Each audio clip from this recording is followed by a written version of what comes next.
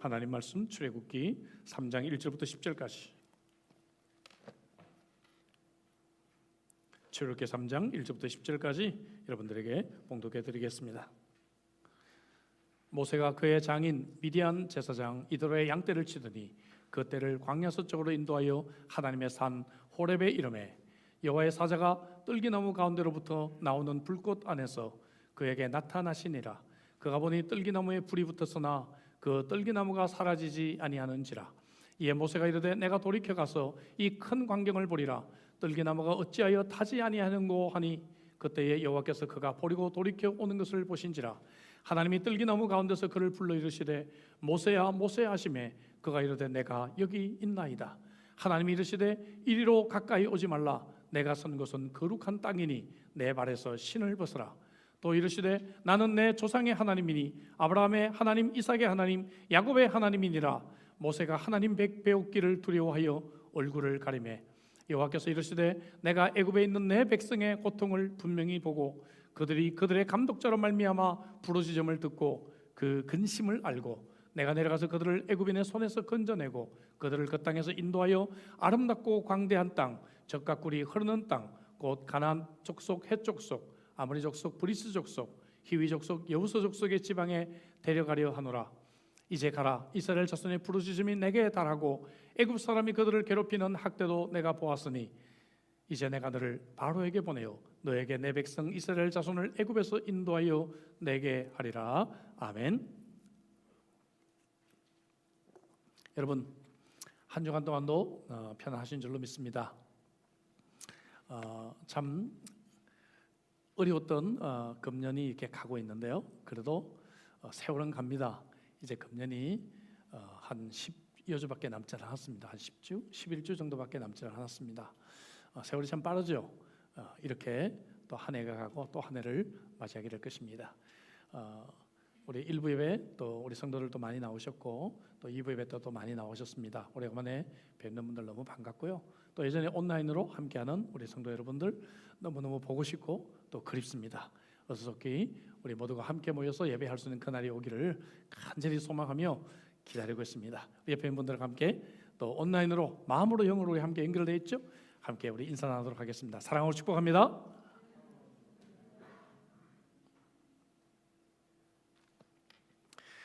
에베소서 강의를 오늘은 좀 멈추고 소명에 대한 말씀들을 함께 좀 나눠보려고 합니다. 오늘 말씀의 금을 여러분들에게 나눠드렸습니다. 12월까지 설교의 계획들이 여러분들에게 미리 나눠드리는 것은 여러분들이 본문을 읽고 기도로 준비하며 말씀을 사모하면 더 큰 은혜가 우리에게 임하기 때문에 그렇습니다. 오늘 광고와 칼럼을 통해서 우리 교회가 새로운 항존직을 선출할 계획이다 말씀을 드렸어요. 또 뿐만 아니라 지금 새해의 여러 부서에서 함께 섬길 동역자들을 찾고 세워야 되는 그러한 중요한 때에 접어들었습니다. 특별히 금년 이제 12월 20일 날 비전센터 입당이 예정되어져 있습니다. 그동안에 우리 10년 동안 준비했던 비전센터의 그 역사적인 입당이 이제 준비가 되고 있습니다. 그래서 우리는 이제 새로운 역사에 접어들게 돼요. 이 새로운 역사에 접어들게 되면서 이 참 중요한 때에 하나님께서 저와 여러분들을 귀한 일꾼으로 부르고 계시는 것입니다. 여러분 하나님께서 어떤 사람에게 소명을 주시기 위해 부르셨는데 그때 내가 여기 있나이다. Here I am. 이렇게 대답한 경우가 성경에 6번 나오고 있어요. 아브라함, 야곱, 모세, 사무엘, 이사야 그리고 신약 성경에 아나니아가 나옵니다. 예수님의 육신의 어머니였던 마리아는 내가 여기 있나이다 라고 직접적으로 말하지는 않았지만 주의 여종이오니 주의 뜻대로 이루어지이다 라고 이제 이야기를 했기 때문에 이 경우까지 합친다면 아마 7번 정도 말을 할 수가 있을 것 같아요. 그중에 우리가 잘 아는 가장 유명한 구절은 이사야 6장이죠. 이사야가 소명을 받았을 때 내가 여기에 있나이다 나를 보내소서라고 응답한 그러한 이야기입니다. 그런데 여러분 이렇게 단순하게 대답하고 순종의 이 부르심으로 나아간 사람들은 하나님께 한결같이 쓰임을 받고 너무나 축복된 인생을 살아가게 되었습니다. 오늘은 그 중에서도 하나님께서 이스라엘 백성들을 이집트에서 구원하기 위해 모세를 부르신 이 소명에 대해서 말씀을 나누려고 합니다. 그리고 앞으로 제가 금년 연말까지 6번 수요일 날 설교를 하게 됐는데 그때마다 한 케이스씩 제가 본문을 정해서 내가 여기 있나이다 라고는 이 부분을 말씀을 함께 나누며 은혜를 받을 예정입니다. 그래서 우리 교회가 이 새로운 역사를 준비하는 이 중요한 때에, 또 새해를 준비하는 이 중요한 때에 내가 여기 있나이다 라는 이 고백을 통해서 역사를 새롭게 쓰는 그러한 주인공들이 되시기를 주의 이름으로 축복합니다. 우리가 알다시피 모세는요, 태어나서 40년 동안 이집트의 왕궁에서 바로의 공주의 아들로 생활을 합니다. 그러나 어느 날 이스라엘 사람과 애굽 사람이 다투는 것을 보고 중재를 하려고 하다가 애굽 사람을 죽이게 돼요. 그 일로 그는 광야로 도망을 가서 미디안 광야에서 40년 세월을 보내게 됩니다. 그리고 오늘 본문은 바로 그때 이야기입니다. 그때 그가 그 광야에서 하나님의 부르심을 듣고 내가 여기 있나이다, 이 응답을 통해서 그는 그의 남은 이 40년을 하나님의 기적의 도구가 되어 새로운 역사를 만들게 되는 것입니다. 여러분, 성경에 기적을 행한 많은 사람들이 나오지만 진정한 의미에서 모세는 성경에 나오는 첫 번째 기적의 인물이다라고 말할 수가 있어요. 모세를 통해서요 10가지 재앙이 애굽에 임합니다. 뿐만 아니라 그는 홍해를 갈랐습니다. 광야의 반석에서 물이 나오게 했습니다. 하늘에서 만나가 내리게 했어요. 정말 엄청난 이 기적을 행한 사람이 모세입니다. 뿐만 아니라 그는 이스라엘 백성들이 영원히 새겨야 될 율법을 받았고 하나님을 예배하는 이 제사의 제도를 세웠던 사람이 바로 모세입니다. 참으로 많은 일을 이 모세를 통해서 이제 감당하게 되는 것이죠. 우리는 모세를 통해서 소명을 먼저 이해할 필요가 있습니다. 우리가 소명을 받을 때 이 소명이 어떤 것인가? 무엇보다도 이 소명은요 먼저 평범한 일상을 통해 주어진다는 것을 우리가 이해해야 합니다. 우리는 소명 그러면 이건 뭐 어떤 특별한 계시나 이런 것을 통해서 주어진다고 생각해요. 체험 같은 게 있어야 된다고 생각해요. 저도 20대 중반에 정말 하나님이 나를 목사로 부르시는가 고민이 많았습니다. 기도원에 들어갔어요. 막 소리를 내며 악을 쓰면서 기도도 해보았어요. 하나님의 음성 같은 게 들리면 참 좋겠는데 바람 소리밖에 들리지 않아요. 이틀을 금식하며 기도했더니요, 뭐 환상을 보는 것이 아니라 흙개비가 막 보이려고 하는 것 같았어요. 하나님은요 매우 평범한 일상을 통해 우리를 인도하십니다. 오늘 본문 1절 2절에 보니까 이날도 모세는 보통 일생과 다름없는 그러한 양떼를 치고 있는 날이었습니다. 떨기나무도 항상 그 자리에 늘 있었을 것입니다. 이처럼 성경에 나오는 많은 사람들은 자신의 일상적인 삶 속에서 그 일에 충실할 때 하나님의 부르심을 받아요. 사사 기도원도요 농부였습니다. 그러니까 그는 밀을 타작하다가 하나님의 부르심을 받아요. 예수님의 제자들 어부들은 물고기를 잡다가 부르심을 받고 세관은 세관의 일을 하다가 부르심을 받습니다. 그래서 뭔가 특별한 일이 없으면 하나님이 정말 나를 부르시는가, 내가 정말 교회에서 이런 직분이나 이런 일을 내가 해야 되는가에 대해서 우리는 당황할 때가 있습니다. 하나님이 왜 갑자기 나를 장로로, 왜 나를 갑자기 안수집사로, 왜 나를 권사로, 왜 나를 주일학교 교사로 하나님 부르시는가? 뭔가 좀 특별한 체험이 있어야 될 것처럼 우리는 생각하는 경향이 있단 말이죠. 근데 여러분, 하나님은 너무나 지극히 평범한 일상 속에서 우리를 부르신다는 것을 우리는 알아야 합니다. 그러나 두 번째로 또 우리가 이해할 것은 하나님은 그럼에도 불구하고 환경을 준비하시면서 우리를 부르신다는 것을 또한 이해할 필요가 있어요. 그래서 어떤 사명이 정말 하나님의 뜻인지를 알기 위해서는 환경을 잘 살펴볼 필요가 있습니다. 오늘 본문 직전 2장 23절에 보니까 이런 말씀이 있어요. 여러 해 후에 애굽 왕은 죽었고, 왕이 죽었어요. 또 이스라엘 자손은 고된 노동으로 탄식하며 부르짖는 소리가 하나님께 들리게 되었습니다. 여러분, 이 고대 이 시대에 왕이 죽었다는 것은 뭔가 큰 변화가 일어날 것을 예고하고 있는 것이죠. 하나님이 이러한 때를 지금 주관하고 계십니다. 심한 노동을 하던 이스라엘 백성들이 하나님께 고통을 호소합니다. 이제 해방에 대한 열망이 생겼어요. 40년 전에 모세가 자기 힘으로 뭔가를 하려고 할 때는 백성들에게 이런 열망이 없었는데 이제 이스라엘 백성들의 마음속에 이 이집트에 정이 떨어지고 이 이집트를 떠나고 싶은 마음이 생기기 시작했습니다. 본문 7절에 하나님이 그래서 응답을 주시죠. 내가 애굽에 있는 내 백성의 고통을 듣고 보고 그 근심을 알게 되었다. 이제 하나님의 때가 되었습니다. 하나님이 뭔가 일하실 때가 되었다는 것이죠. 이처럼 하나님께서 우리를 부르실 때 환경이 준비가 되는 것입니다. 그래서 어떤 경우에는 하나님의 이 부르심이 늦어서 답답할 때가 있어요.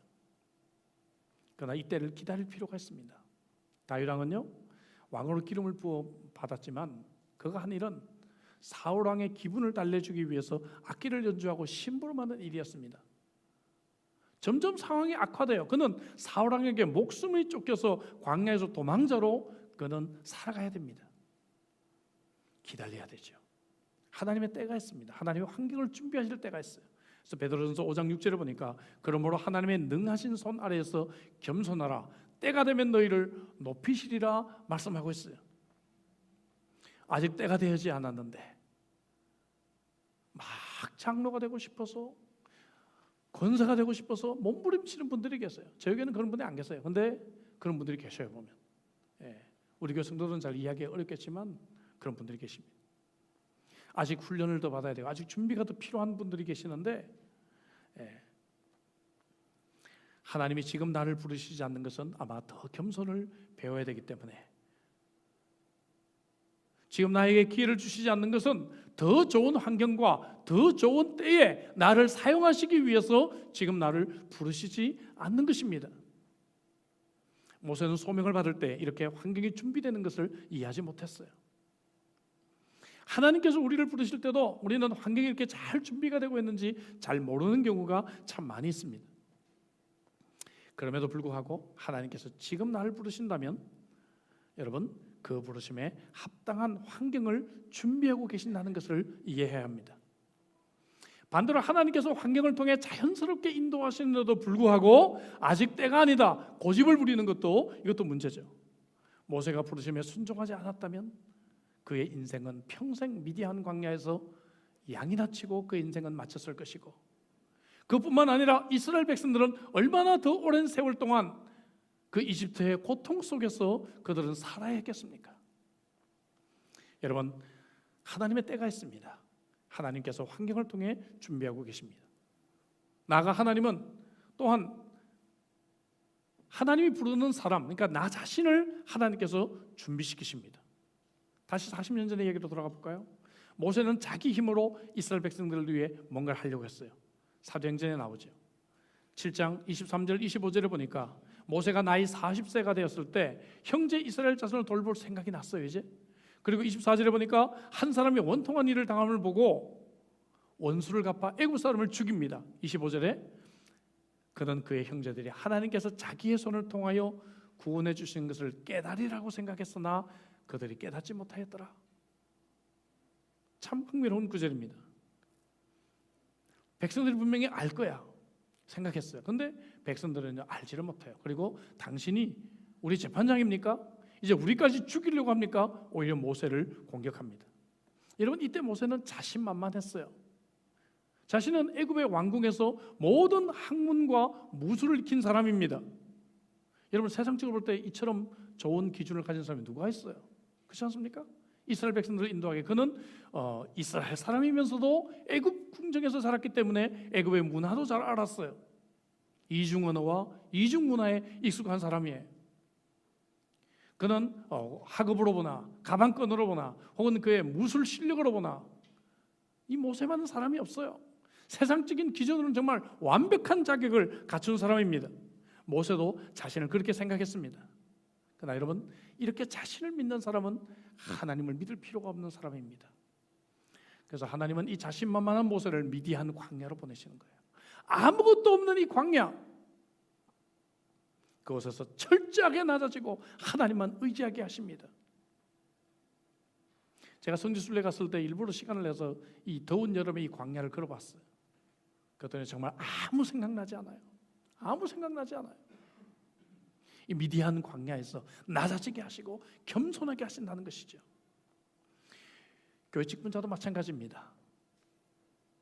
내가 다른 교회에서 무슨 직책까지 맡았어 자랑하는 분들이 계세요. 내가 회사에서 중역이다.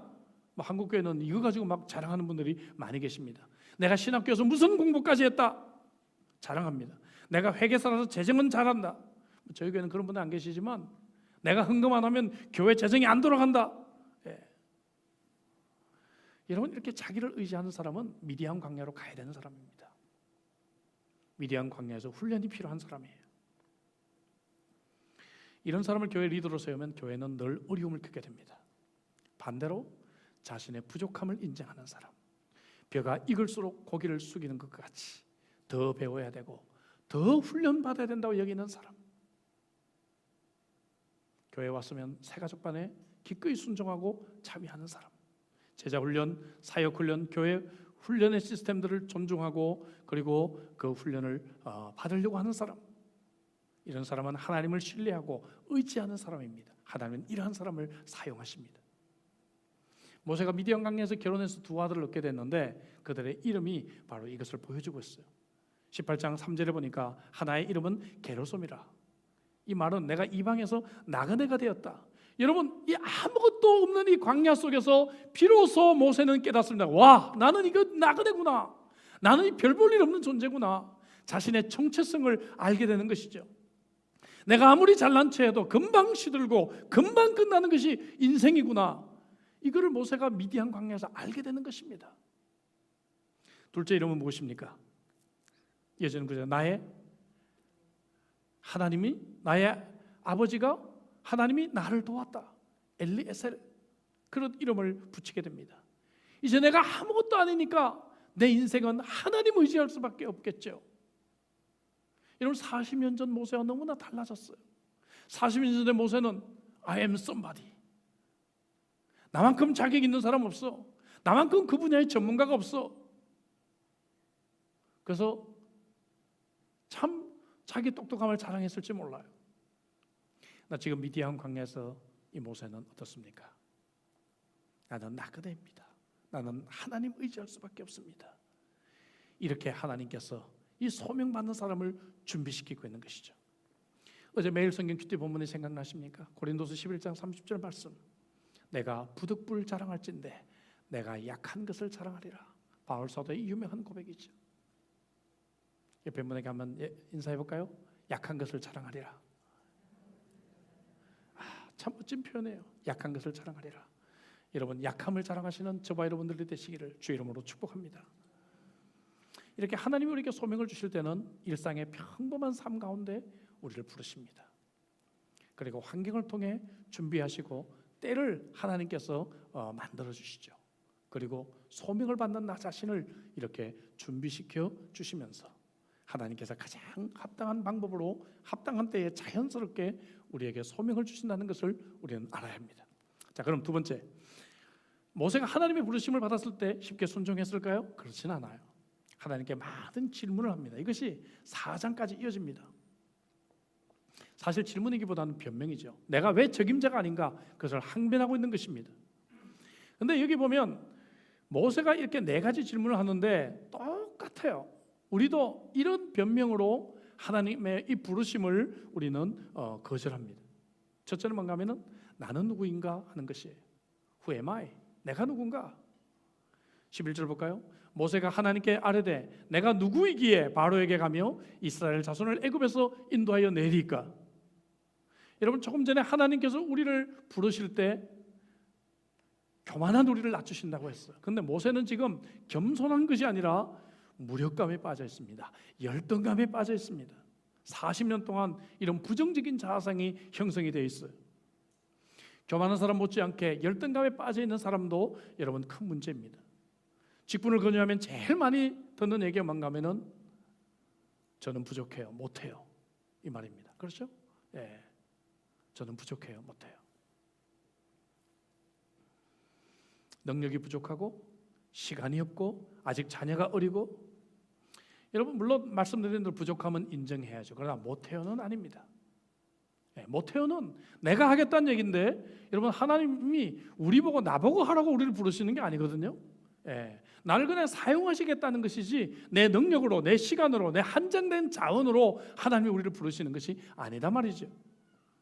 부족함은 인정해야죠. 12절에 하나님 뭐라고 말씀하십니까? 내가 반드시 너와 함께 있으리라. 하나님께서 함께 해주실 것을, 임재를 약속하십니다. 또 내가 인도하겠다, 인도를 약속해 주십니다. 그러니까 내가 함께하고 인도할 것이야. 그러니까 너는 예스만 하면 돼. 하나님이 이렇게 대답하십니다. 제가 새가족관에서 간증합니다마는 제가 목사가 되려고 결심할 때 참 많은 고민이 있었는데 가장 큰 고민은 제가 말을 너무 못한다는 것이었어요. 안 믿어지시죠? 근데 정말 제가 말을 못했어요. 특별히 제가 자라난 고향의 문화는 남자는 말이 없어야 했습니다. 입이 무거워야 됐어요. 또 어렸을 때부터 저는 이과 계통의 공부를 하려고 그런 책들도 읽었어요. 말도 심지어 좀 더듬기도 했습니다. 그래서 제가 지금 가끔 영어로 설교할 때 되면 좀 더듬어요. 긴장이 되니까. 옛날 그 모습이 나옵니다. 제가 처음 전도사로 임명을 받고 중고등부 학생들에게 설교를 하는데요, 원고를 깨알까지 써가지고 보고 읽었습니다. 이거. 얼굴을 가리고 학생들 얼굴 한번 보지 않고 읽었어요. 그러면서 스스로 위로했어요. 조나단 에드워드도 말을 못해서 설교를 그냥 쭉 읽었는데 하나님이 부흥을 주셨거든. 근데 그게 아니더라고요. 그래가지고 그때부터 제가 한국의 유명한 설교자들 벤치마킹하기 시작했어요. 지금이야 뭐 유튜브도 있고 교회 홈페이지도 있고 많이 들었으면 그 당시는 새벽 기도에 가야 됐어요. 수요일과 주일은 내 본 교회를 섬겨야 되니까 못 가잖아요. 새벽 기도 때 이 유명한 목사님들 설교하는데 찾아다니면서 앞에서 막 이렇게 녹음하면서 막 듣고 벤치마킹하고 그렇게 막 애를 썼습니다. 강단에 올라갈 때마다 하나님 한 번만 좀 도와주세요. 그러면서 간절하게 기도를 했어요. 제가 이만큼 설교하는 건요, 이건 하나님의 특별한 은혜입니다. 제 자신에 대해서 제가 잘 알잖아요. 하나님의 특별한 은혜예요. 하나님은요, 부족함을 인정하는 자들과 함께 하시는 줄로 믿습니다. 그들을 인도하십니다. 하나님이 함께 하시고 인도하시면 내가 누군가 이건 중요하지 않잖아요. 두 번째 모세의 질문은 나를 부르시는 하나님은 누군가 하는 것이죠. Who are you? 나를 부르시는 하나님은 누구인가? 13절에 내가 이스라엘 자손에게 가서 이르기를 너희의 조상의 하나님이 나를 너에게 보내셨다면 그들이 내게 묻기를 그의 이름이 무엇이냐? 내가 무엇이라고 그들에게 말하면 좋겠습니까? 여러분, 우리가 하나님의 부르심을 받을 때 나를 부르신 하나님을 바르게 인식할 필요가 있습니다. 목사가 여러분들에게 직분을 세우는 게 아니에요. 어떤 분들은 목사님이 그 사람을 건설을 해줬잖아요. 당회가 여러분들을 직분을 주는 것이 아닙니다. 여러분들이 교사를 하거나 성가대를 하거나 찬양팀을 하거나 교회에서 작은 봉사를 해도 교회에서 여러분들을 임명하는 것이 아니라 여러분들을 부르시는 분은 하나님이신 줄로 믿습니다. 내가 하고 싶으면 하고 하기 싫으면 안 하고 이러면 하나님이 부르시는 것이 아니라 자신이 자신을 부르는 거예요.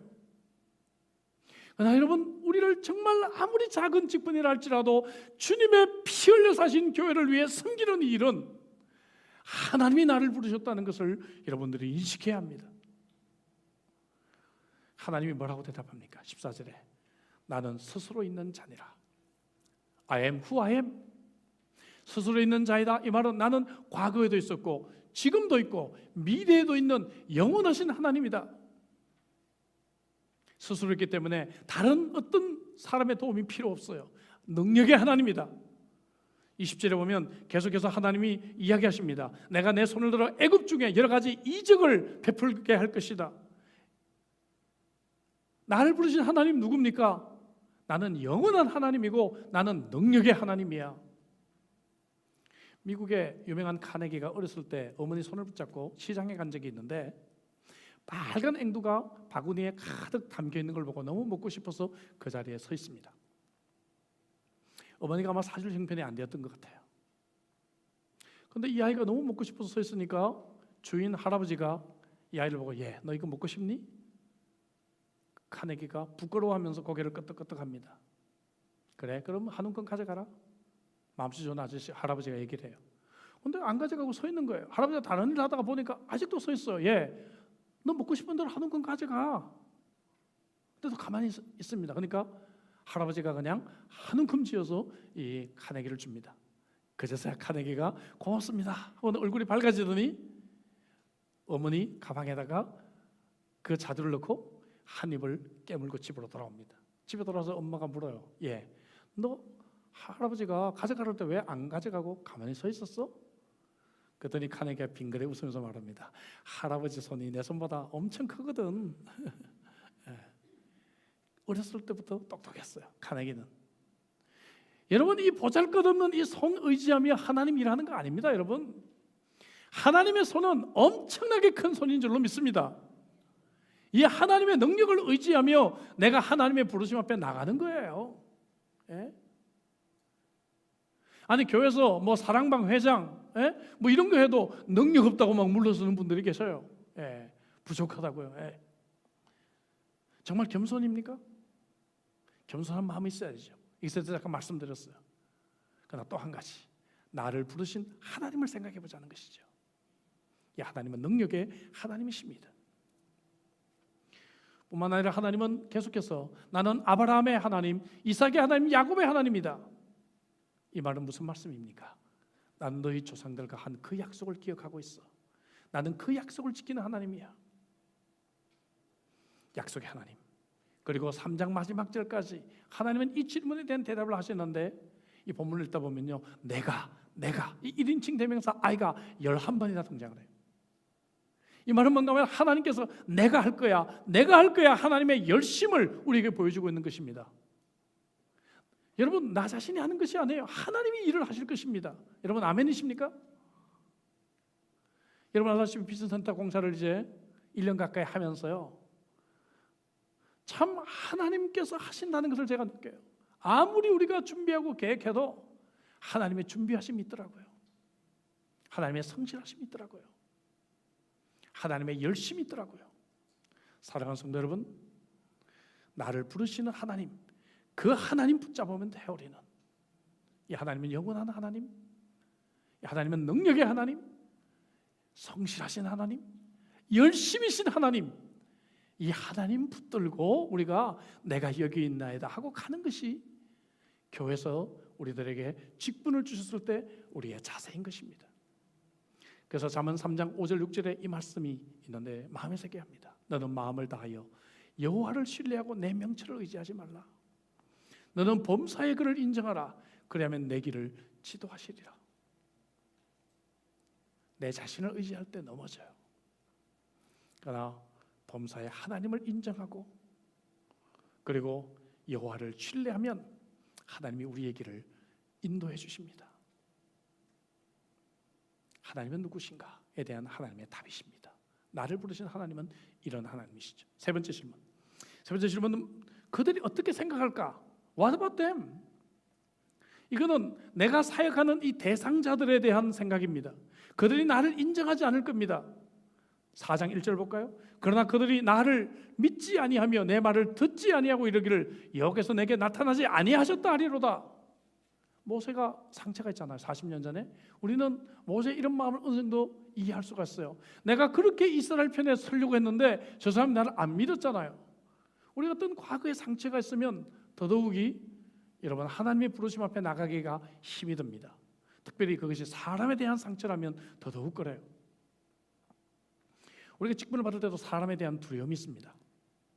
투표를 하게 된다면 혹시 투표가 너무 적게 나와서 망신당하지 않을까? 이런 염려를 하기도 합니다. 또 내가 권사 나간다면 사람들이 다 웃을 거야. 이런 두려움이 우리 속에 있을 수가 있어요. 그러나 여러분, 사람을 두려워하는 것은 하나님을 두려워하지 않는다는 것입니다. 이런 사람은 사람들에게 인정받고 사람들의 비위를 맞추는 것이 하나님을 신뢰하는 것보다 더 중요하다고 생각할 수가 있습니다. 하나님의 대답은 무엇입니까? 4절 이하, 4장 4절 이하에 보니까 하나님께 기적을 베풀어 줬어요. 3가지 기적을 주십니다. 내 손에 있는 것이 뭐냐? 지팡이입니다. 던져봐라. 지팡이를 던지니까 뱀이 돼요. 뱀의 꼬리를 잡아라. 여러분, 뱀 잡을 때 뭘 잡아야 돼요? 꼬리 잡아야 돼요? 뱀을 안 잡아보셨군요. 뱀 잡을 때 머리를 잡아야 돼요. 어렸을 때 몇 번 잡아봤어요, 저도. 머리를 꽉 잡아야 뱀은 꼼짝을 못해요. 근데 꼬리를 잡아라. 이거는 여러분, 이건 이 두려움을 극복해야 되는 겁니다. 예? 머리로 어떻게 공격할지 모르잖아요. 근데 모세가 순종해 꼬리를 잡아요. 그러니까 다시 지팡이가 됩니다. 내 손을 품에 넣어봐라. 넣었더니요 나병이 생겨요. 또 다시 넣어라. 넣었더니 깨끗하게 나았어요. 하나님께서 모세를 이스라엘의 치유자로 삼으실 것에 대한 사인이 아닌가 생각합니다. 나일강에 강물을 가져와 봐라. 강물이 피가 됩니다. 근데 여러분 이 세 가지 뱀, 또 여러분 이 나병, 그리고 나일강, 이거는 애굽 사람들이 가장 두려워했던 것 세 가지예요. 그들은요 이 뱀을 굉장히 두려워하며 경외했어요. 그래서 왕의 이 모자와 의복에 뱀의 문신이 그려져 있었습니다. 숭배했습니다. 뿐만 아니라 그들은요 나병 얼마나 두려워요. 지금 우리 코로나 때문에 두려워하잖아요. 많은 분들이 지금 온라인 예배 드리고요 우리가 두려워하고 있잖아요. 뿐만 아니라 이 나일강은 이스라엘 백성, 이 애굽 사람들에게 유일한 강물, 물줄기입니다. 이거 없으면 나라가 죽어요. 그러니까 이 세 가지를 이집트 사람들은 굉장히 두려워했는데 이 세 가지를 통해서 하나님께서 기적을 베풀어 주십니다. 누구에게? 모세에게. 모세에게 이런 능력을 하나님이 주시겠다고 약속하고 있는 것입니다. 31절에 보니까 백성들이 결국 어떻게 돼요? 믿었다. 믿으며 머리 숙여 경배하였다. 여호와께서 이스라엘 자손을 찾으시고 그들의 고난을 살피셨다 함을 듣고 경배했다. 백성들이 믿게 되었다는 것입니다. 여러분 하나님이 은혜를 주시면요 사람과의 관계가 회복이 됩니다. 아멘이십니까? 예. 나를 무시하고요 나를 멀리하고 나를 불편하게 했던 사람들하고도 관계가 회복이 돼요. 하나님은 이 모세가 이스라엘 백성들에 대해서 상처가 있는 것을 아셨습니다. 그리고 하나님께서 모세를 부르실 때 괜찮아, 내가 그거 해결해 줄게. 그래서 백성들의 마음을 바꿔놓으시는 거죠. 잠언 16장 7절 말씀, 이런 말씀이 있습니다. 사람의 행위가 여호와를 기쁘시게 하면 그 사람의 원수라도 그와 더불어 화목하게 하시느니라. 여러분 아멘이십니까? 우리가 여호와를 기쁘시게 하는 삶을 살기만 하면 관계 문제가 해결이 돼요. 시댁과의 관계가 해결이 됩니다. 여러분 아멘입니까? 예. 그리고 뭔가 좀 사이가 안 좋았던 그런 친구와의 문제가 해결이 됩니다. 남편과 아내와 자녀와 이 문제가 해결될 줄로 믿습니다. 모세에게 능력을 주신 하나님은 저와 여러분들을 부르실 때도 감당할 능력을 주십니다. 능력을 다 갖춰주고 부르시는 게 아니에요. 우리는 좀 그런 걸 원하죠. 내가 좀 돈도 있고 시간도 있고 뭔가 내가 좀 능력이 돼야 하나님의 일을 할 수 있지 않을까 생각하지만 하나님은 그렇게 부르시지 않아요. 하나님은 부르시고 난 뒤에 그때 필요한 능력을 주시는 겁니다. 한꺼번에 능력 주시지도 않아요. 제가 짧지 않은 세월 동안 목회를 하다 보니까 하나님 좀 능력을 좀 더 많이 그냥 확 부어주시면 좋겠는데 하나님 그렇게 일을 안 하십니다. 그때에 필요한 은혜를 그때 주세요. 왜냐하면 그래야 기도하잖아요. 그래야 하나님 의지하잖아요. 예? 내 힘으로 안 되니까 하나님께 부르짖잖아요. 그러니까 하나님께서 그때를 이길 수 있는 능력을 그때 주시더라고요. 지금 내가 능력을 다 갖추지 못했다고 해서 우리가 이 부르심을 우리가 의심하면 안 된다는 것입니다. 그저는 내가 여기 있나이다. 그렇게 우리가 나갈 때 우리는 사람을 의식하고 사람을 두려워하지 않고 하나님의 능력을 경험하게 되는 인생이 되는 것입니다. 마지막 질문입니다. 자, 지금까지도 변명이었지만요. 그래도 좀 질문이라고 말을 해줄 수가 있는데 이제 아예 노골적으로 변명을 합니다. 4장 10절에 보니까 저는 말을 잘못합니다. 근데 여러분 모세가 말을 잘못했나요? 그렇잖아요. 사도행전 7장 22절에 보니까요. 모세가 애굽 사람의 모든 지혜를 배워 그의 말과 하는 입이 능하더라 했어요. 그럼 이 말은 성경이 틀린 말인가요? 모세는 말을 잘했습니다. 핑계대고 변명하는 것입니다. 그래서 하나님께서 야 이제 좀 가라. 네가 일러줄 말을 내가 다 알려줄게. 하나님이 이야기하십니다. 하나 더 변명했어요. 13절에 보니까 보낼 자를 보내소서. 하나님 내가 아니고 저 김집사 있잖아요. 저 김집사 좀 시키세요. 저 박집사 놀고 있잖아요. 저 박집사 시키세요. 이렇게 지금 모세가 지금 항변하고 있는 겁니다. 예. 많이 듣던 얘기 같죠? 예. 교회에서 뭐 선교위원회 일 좀 하십시오. 그러면 저 말고 그 사람 시키세요. 예? 저 사람도 있잖아요. 우리는 이야기합니다. 하나님이 드디어 참았던 화를 내십니다. 그리고는 내가 아론을 붙여줄게. 모세가 혼자 두려워해서 혼자 하기 싫은 속마음을 아시고 동역자를 하나님께서 세워주십니다. 이제 더 이상 변명하지 못하도록 동역자를 주세요. 여러분, 혼자는 힘들고 두려움이 있어도 동역자 주시면 좀 더 우리가 용기 내서 할 수 있잖아요. 그래서 교회 어떤 직분도 혼자 하라는 직책은 없어요. 그 일을 여러분들이 혼자 임명을 했다 할지라도 여러분이 동역자를 만드셔야 됩니다. 하나님의 일은 항상 함께하는 것입니다. 우리는 작은 나무 한 그루 한 그루지만 이 작은 나무 한 그루 한 그루가 모여서 숲을 이루는 것입니다. 이것이 교회입니다. 이것이 하나님의 비밀이고 하나님께서 사역하시는 방식입니다. 여러분 아멘이시죠? 나는 부족해요. 하지만 이 작은 나무 한 그루 한 그루가 모여서 숲을 이루어서 사역을 하는 것이 교회 공동체입니다. 모세는 결국 순종하고 이집트로 갑니다. 이 모든 것은 하나님께서 그를 부르셨을 때 내가 여기 있나이다, 이 고백부터 시작되는 것이죠. 함께 예배드리는 우리 형제자매 여러분, 온라인으로 또 우리 예배 참여한 우리 사랑하는 성도 여러분, 이 시간에 함께 고백해 보시지 않겠습니까? 옆 사람에게 한번 고백해 볼까요? 내가 여기 있나이다. 이 부르심에 순종하기를 바랍니다. 흥미로운 것은요, 출애굽기 기자가 지팡이를 묘사하는 이야기입니다. 4장 20절에 볼까요? 4장 20절에 보면 모세가 그의 아내와 아들들을 나귀에 태우고 애굽으로 돌아가는데 모세가 하나님의 지팡이를 손에 잡았더라. 이 하나님의 지팡이가 어디서 내려온 거예요? 하늘에서 뚝 떨어졌나요? 그게 아닙니다. 양떼를 치던 그 지팡이에요. 양떼를 치던 그 지팡이를 하나님이 물으십니다. 내 손에 있는 것이 무엇이냐? 하나님은요, 항상 우리가 가진 것을 하나님이 찾으십니다. 우리 없는 것을 헌신하게 하시지 않아요. 내가 가진 능력, 재능, 물질, 은사 아무리 작고 하찮게 보여도 내가 그것을 하나님께 드릴 때 하나님은 기적을 행하시는 하나님이십니다. 그렇다면 사랑하는 형제자매 여러분, 하나님 나라를 위해, 주님이 피 흘려 사신 교회를 위해, 이 새로운 역사를 위해 쓰임받는 하나님의 지팡이가 되어보시지 않겠습니까?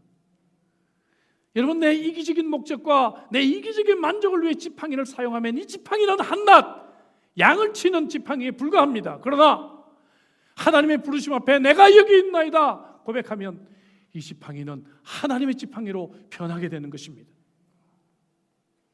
우리는 어쩌면 그동안에 하나님의 부르심에 순종하지 않았기 때문에 늘 이 지팡이는 양떼를 치는 지팡이에 불과했을지 몰라요.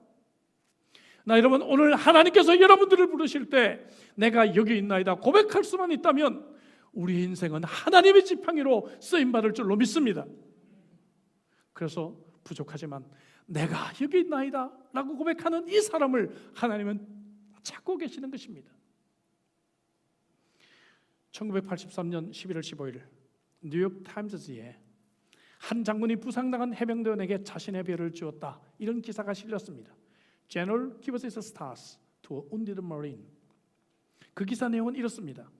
1980년대 미국은 레바논의 수도 베이루트에 평화유지군 목적으로 해병대를 주둔한 적이 있는데 1983년 10월 23일 TNT 폭탄을 실은 테러 트럭이 이 미 해병대 막사에 진입을 해서 이 폭탄이 터뜨려집니다.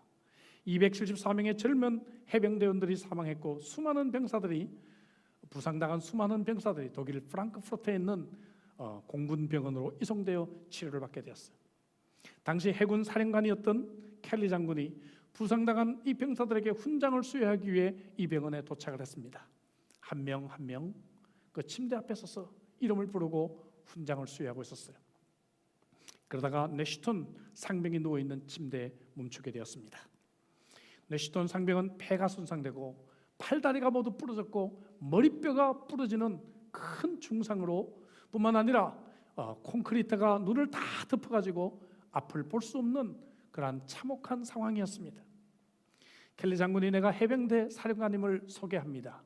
그러자 내쉬톤 상병이 손을 내밀어 더듬으면서 정말 이 장군의 어깨에 별이 있는지를 확인합니다. 더듬으면서 이 별을 확인해요.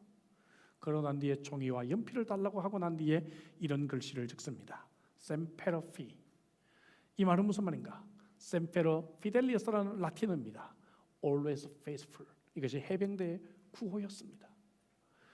여러분, 이 켈리 사령관은 이 모습에 너무 큰 감동을 받고 자신의 어깨에 있던 이 별을 떼서 이 해병대원에게 주었던 것입니다. 이 별은 나의 별이 아니고 이 해병대원들의 별이 되어야 된다라고, 그리고 이 별을 어깨에서 떼서 주게 되었습니다. 사랑하는 형제자매 여러분, 국가를 위해서도 이렇게 충성하는데 온몸이 부서진 상태에서도 semper fidelis, always 충성이라는 말을 외칠 수 있는 군인이 있다면, 하나님의 교회를 위해서, 하나님의 나라를 위해서 우리는 어떻게 충성하고 있습니까? 하나님이 우리를 부르실 때 우리에게 필요한 것은 내가 여기 있나이다 고백하며, 제가 부족하지만 항상 충성하겠습니다 고백하는 것밖에 없어요. 나머지는 하나님이 알아서 하십니다. 나머지는 하나님이 우리를 사용하실 것입니다. 사랑하는 성도 여러분, 하나님의 지팡이가 되십시다. 남아있는 인생, 우리 주로 함께 새로운 역사가 열리는 이 새로운 시대에 하나님의 놀라운 기적의 도구가 되시기를 주님의 이름으로 축복합니다. 기도하십시다. 주신 말씀 가지고 우리 기도하도록 하죠. 결단의 기도로 나갔으면 좋겠습니다.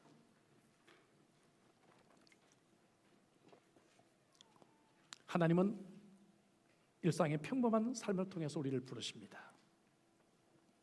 그러나 그 속에는 환경을 준비하시고 하나님의 때를 준비하십니다. 그리고 나를 준비시키십니다. 교만한 나를 낮추십니다. 그래서 어쩌면 아직 미디안 광야에 내가 있는지 모릅니다. 여러분, 이제 우리가 나이도 들면서 좀 내가 죽어야 되지 않겠어요? 근데 아직도 내가 너무 교만했기 때문에 하나님 미디안 광야에 나를 남겨두신 것 같아요. 여러분, 이제 미디안 광야에서 하나님의 부르심 앞에 나가십시다. 내가 여기 있습니다. 부족합니다. 그래서 하나님이 신뢰합니다. 도와주세요. 나를 부르시는 하나님을 우리 묵상해 보십시다. 내가 좋으면 하고 싫으면 안 하고, 여러분, 이것이 임직이 돼서 되겠습니까? 내가 아무리 작은 일로 교회를 섬긴다고 해도 하나님이 나를 부르신다면 하나님 순종하겠습니다. 이런 결단이 우리에게 필요할 줄로 믿습니다. semper fidelis, always 충성. 죽음의 순간까지 이 충성을 놓지 않았던 한 병사처럼 오늘 우리가 나그네 인생 끝나고 하나님 앞에 섰을 때, 하나님을 만났을 때 우리가 이 고백했으면 좋겠어요. semper fidelis. 그러면서 주님을 만나는 그날이 우리 속에 기다리시지 않습니까? 주님, 이 땅에서 나그네 길이었습니다. 그러나 주님 만나고 여기까지 왔습니다. 주님, 저를 도와주십시오. 오늘 내가 여기 있나이다, 이렇게 저와 함께 고백하시지 않겠습니까? 여러분, 새해 우리 교회는 참 많은 일꾼이 필요합니다. 우리 교회는 참 사역하기 원합니다. 여러분, 훈련되십시오. 준비되십시오. 배우십시오. 그리고 작은 일도 함께 우리가 섬기십시오.